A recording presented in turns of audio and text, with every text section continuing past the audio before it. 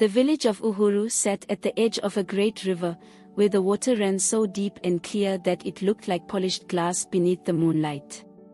The river was more than a source of water, it was the life of the village, its spirit. Generations of the villagers believed that the river was alive, blessed by the goddess Amina, who protected those who lived nearby. But for one young woman, the river was more than just a source of life, it was the bridge between her and her love. Amani was the daughter of Elder Jengo, respected for her beauty and grace. She moved through the village like a shadow, shy yet enchanting, with eyes that seemed to hold secrets. Many young men of Uhuru had tried to win her heart, but she gave them no more than polite smiles. Her heart was already taken. Across the river, in the village of Kato, there lived a young man named Kato. He was a fisherman, strong and quick with a mischievous smile. While he wasn't rich or powerful, he was kind-hearted, and his laughter was as warm as a summer breeze. The villagers knew he had a charm that even the most stoic of souls couldn't resist. Amani and Kato had met by chance one early morning when the river was shrouded in mist. Amani had gone to the water to gather lilies for her mother, and Kato was casting his net from his canoe. She watched him from afar, admiring his skill, and when he finally noticed her, he couldn't look away. From that moment on, they met at dawn each day, sharing whispered words and stolen smiles under the pale light of morning. But the love between them was forbidden. The villagers of Uhuru and Kato had long been at odds, bound by an old grudge that neither village remembered the root of. Though they were separated only by the river, they lived as if worlds apart, and their elders warned them against mingling with one another. Yet, Amani and Kato were undeterred. They met in secret every day, their love growing with each sunrise. They spoke of dreams, of running away to a place where no one would care that they came from different villages, where they could live free by each other's side. One night, beneath a full moon, Kato finally asked her, "Amani, run away with me. We can leave tomorrow night when the river's quiet, and we'll follow it far, far away. Will you come with me?" Amani's heart leapt at the thought, but she was torn. Her family was in Uhuru, and leaving them would mean abandoning everything she'd ever known. But when she looked into Kato's eyes, filled with hope and love, she knew there was no choice. She nodded. "Yes, Kato. I will come with you." The night of their departure was shrouded in silence. Amani slipped out of her family's hut, clutching only a small bundle of clothes and a pendant her mother had given her for protection. She ran to the riverbank, where Kato waited with a small canoe. He held out his hand to her, and as she took it, the two of them shared a look of joy and determination. They would build a life together, away from their villages, away from the fears of the past. But as Kato pushed off from the shore, a shadow emerged from the trees. "Amani," called a voice, sharp and furious. It was Elder Jengo, her father, who had discovered her absence. His face was filled with disbelief and rage, his eyes dark under the moonlight. Amani's heart raced, fear and guilt twisting inside her. "You bring shame to our family, to our village," he shouted, pointing an accusing finger at Kato. "And you," he sneered, "how dare you take my daughter?" Elder Jengo called out to the other villagers, who quickly gathered along the riverbank, brandishing torches. Amani pleaded with her father, but he was unyielding. His love for her was fierce, but his pride was fiercer.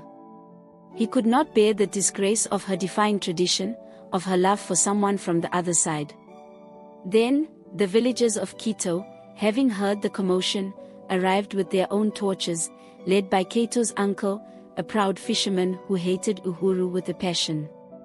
The two villagers stood on either side of the river, their voices growing louder as accusations and insults filled the night air. Amani and Kato sat in the small canoe, trapped between the two villages, torn between love and loyalty. In a moment of desperation, Kato shouted, "Why should it matter where we come from?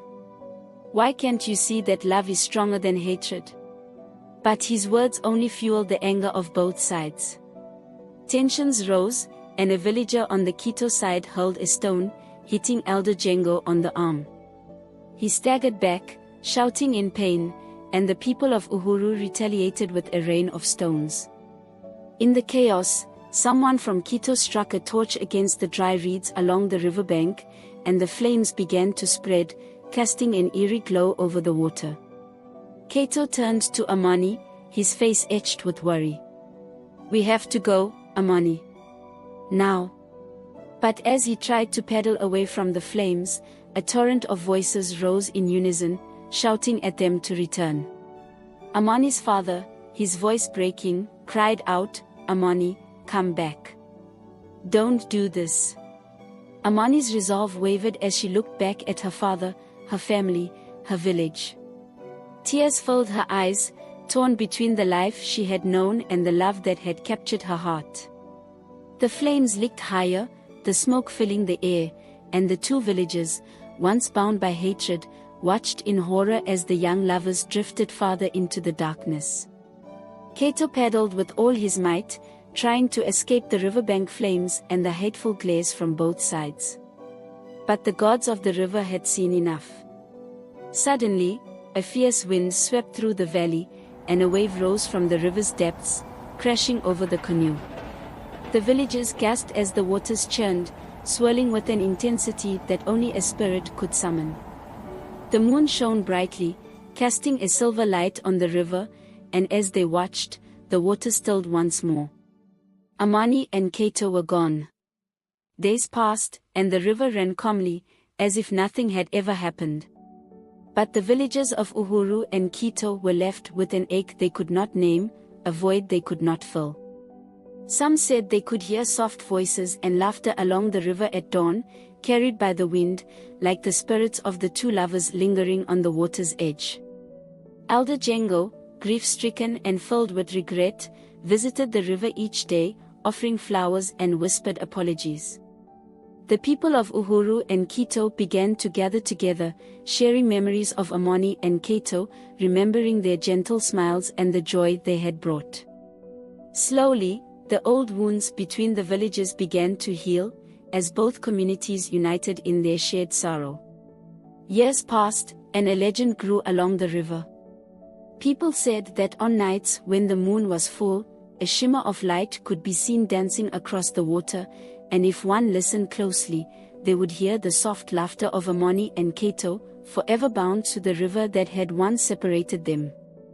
The river became known as the River of Lovers, and young couples would go there to offer flowers, hoping that the spirits of Amani and Kato would bless them with a love as true as theirs.